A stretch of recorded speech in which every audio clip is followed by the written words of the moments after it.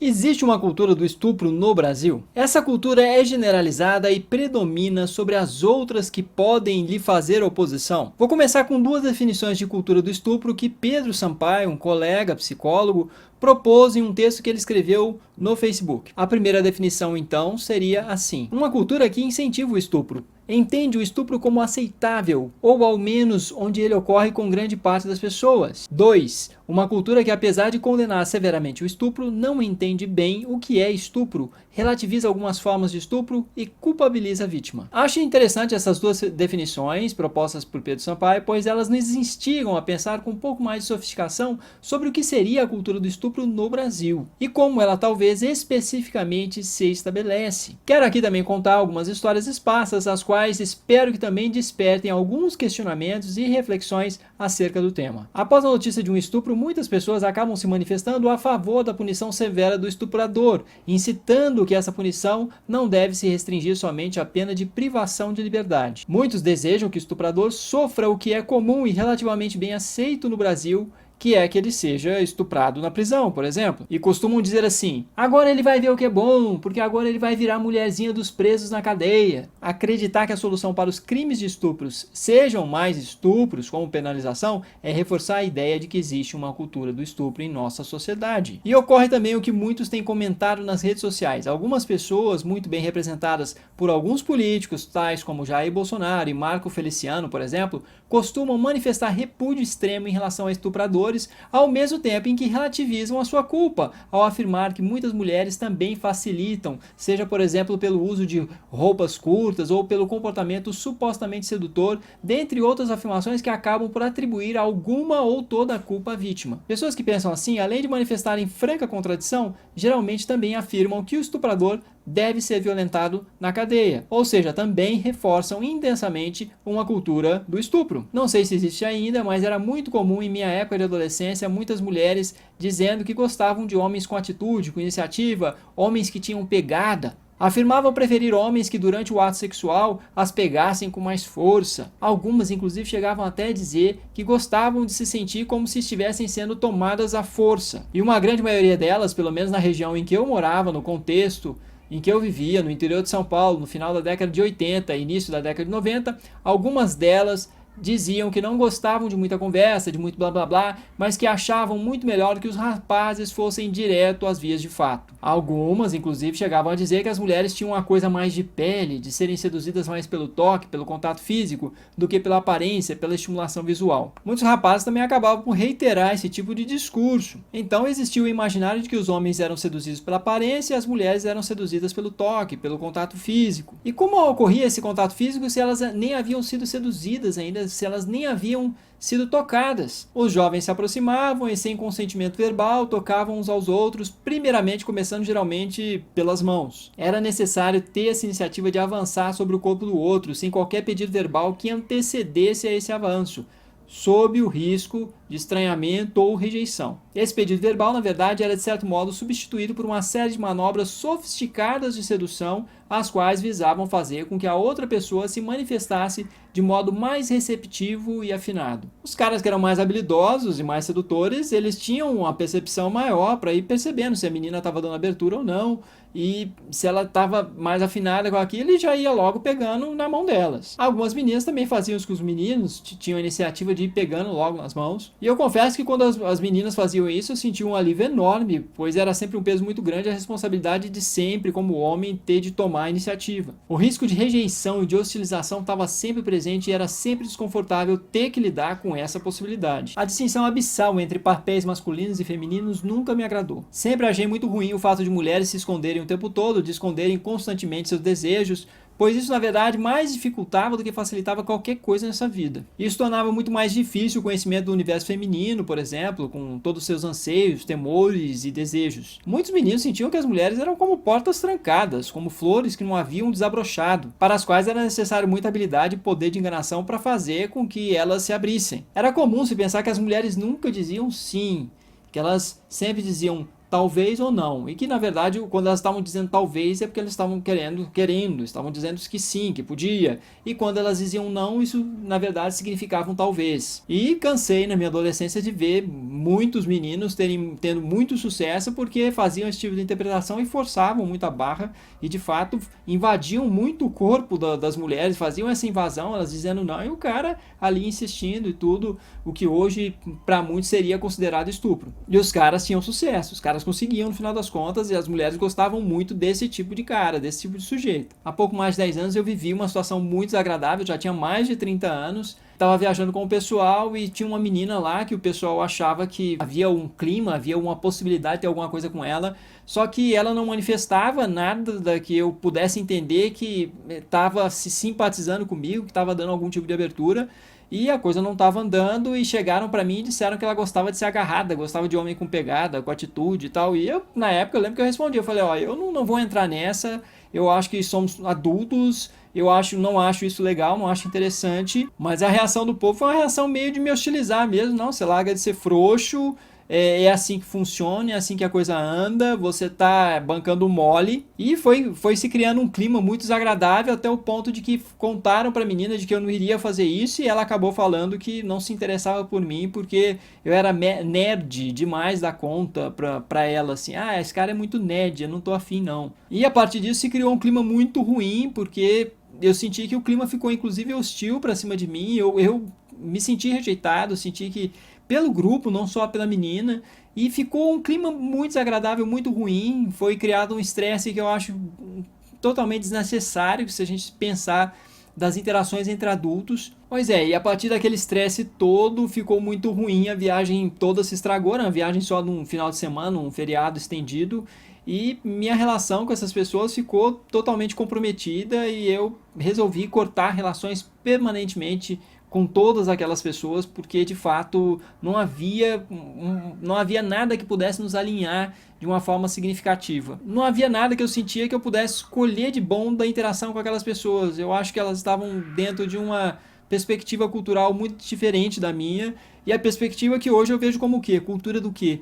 Partindo inclusive de mulheres. Cultura do estupro, se a gente for parar para pensar nas definições atuais de estupro. Isso sem que eu descreva aqui em detalhes várias outras histórias de jogos ou brincadeiras que visavam submeter ou humilhar o outro por meio de toques, manipulações não consentidas, por meio de invasões do espaço corporal. Era muito comum, por exemplo, em minha infância e pré-adolescência, moleques hostilizarem uns aos outros com passadas de mão na bunda, por exemplo. Era quase que um jogo de dominação, um passava e o outro tinha que revidar, era uma questão de honra, uma coisa assim, era um jogo em que se perdia quem tomava mais passadas de mão na bunda. Lembro, inclusive, de uma situação em que eu estava com um colega, um amigo, e eu tinha, sei lá, 13, 14 anos, e eu estava tirando o cadeado da bicicleta no centro da cidade, centro cheio de pessoas, e passou um cara maior, assim, mais forte, alto, e ele passou e meteu a mão na minha bunda enquanto eu tava curvado lá pra tirar o cadeado, e aquilo foi muito humilhante, porque inclusive meu amigo ficou dando gargalhadas, o cara ficou rindo também, e a impressão que se tinha de que estava todo mundo olhando, de que eu estava sofrendo uma imensa humilhação. E a gente sabe que há grupos nas redes sociais agora falando que todos os homens todo homem é estuprador em potencial. Mas se a gente pensar na definição antiga, anterior de estupro, que pressupunha penetração, de fato, isso implica que todo homem seria um estuprador em potencial, porque o homem tem um pênis e a mulher não. Mas o problema é que a definição de estupro mudou. E se não pressupõe haver penetração, então não faz muito sentido você dizer que somente os homens são estupradores em potencial, porque a definição de estupro mudou, não é necessário uma penetração. Então, qualquer pessoa estupradora em potencial, qualquer pessoa que tenha capacidade para forçar uma relação sexual, forçar um contato sexual com a outra, isso independe de ser homem ou mulher. Lembro do outro fato também, da minha adolescência, de quando eu ainda não tinha tido relações sexuais, mas é uma época que eu estava até bonitão, assim, vamos dizer, estava um pouco mais atraente e ainda não tinha tido relações sexuais e muitos amigos, colegas sabiam. Eu lembro que fui passar um feriado estendido também, um final de semana na casa de um amigo, e lá ele tinha alguns tios, quarentões, coroas, e tinha inclusive uma tia lá e um tio, e eles E esse amigo quis contar essa história de que eu ainda não tinha, que eu ainda era virgem, e isso despertou um estranhamento muito grande entre eles. Ah, como é que pode? Como é que esse cara não comeu ninguém ainda? E assim, e nessa história de final de semana inteiro, churrasco e tudo, esse pessoal bebia pra caramba. Eu lembro que a tia dele, quando eu tava lá, de repente, em um determinado momento, havia só eu e ela na cozinha, a gente tava sentado na mesa, e quando eu vejo, a mulher pulou pra cima de mim, uma senhora que eu não tinha atração nenhuma para aquela senhora, uma diferença de idade muito grande. Eu sentia assim, uma senhora que para mim muito velha, assim, de idade para ser minha mãe, minha avó, coisa parecida. E eu lembro que essa mulher partiu para cima de mim, segurou na minha perna e foi subindo e foi tentando pegar para pegar no meu pinto mesmo. E eu achei aquela situação extremamente constrangedora, uma situação mesmo parecida com uma situação que hoje a gente definiria como uma situação de estupro. E eu lembro que eu afastei tudo, mas fiquei muito constrangido, achei aquilo uma agressão muito grande, achei os papos que estavam rolando o tempo todo eram muito agressivos nesse sentido, de querer fazer com que as pessoas passassem a ter uma prática, uma atividade sexual que estava ali o tempo todo sendo imposta segundo alguns padrões, e era mais ou menos aqueles coroas ali querendo que os mais jovens entrassem na deles, uma coisa meio que forçada dos coroas, das pessoas mais velhas para os mais jovens. E é até engraçado porque aquele mesmo amigo que estava comigo na rua e que rachou de rir quando um outro maior passou a mão na minha bunda, eu contei isso para esse mesmo amigo, e esse amigo acabou falando que é uma solução, no caso, quando houve isso com essa mulher, ele chegou e falou pra mim: nossa, cara, você ficou constrangido, mas você poderia ter deixado ela muito constrangida, você poderia ter feito o quê? Você poderia ter pegado a mão dela e logo colocado a mão dela no teu pinto lá, e ela ia ficar muito constrangida.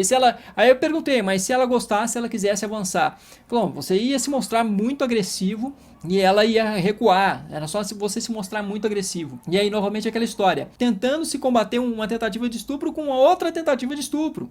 Isso é o quê? Isso não é cultura do estupro? Enfim, todos esses episódios narrados por mim são violentos. Então, se a gente quiser construir uma sociedade menos violenta, uma sociedade com menos estupros, por exemplo, esses eventos que eu relatei para vocês, essas situações constrangedoras, que são situações muito parecidas com as definições atuais de estupro, essas situações todas, partindo de homens ou de mulheres, devem ser combatidas. Então, assim, qual é o sentido de simplesmente ficar se falando que existe uma grande cultura do estupro? Eu acho que a gente deve combater esses comportamentos violentos, independentemente de haver uma grande cultura do estupro. Talvez não seja muito útil, não seja muito produtivo ficar se debatendo se existe uma cultura, uma grande cultura do... Mas existem microculturas, existem comportamentos que devem ser combatidos. Talvez não haja necessidade de um juízo final sobre isso tudo, o qual resume e julga definitivamente a sociedade e a cultura brasileira, por exemplo.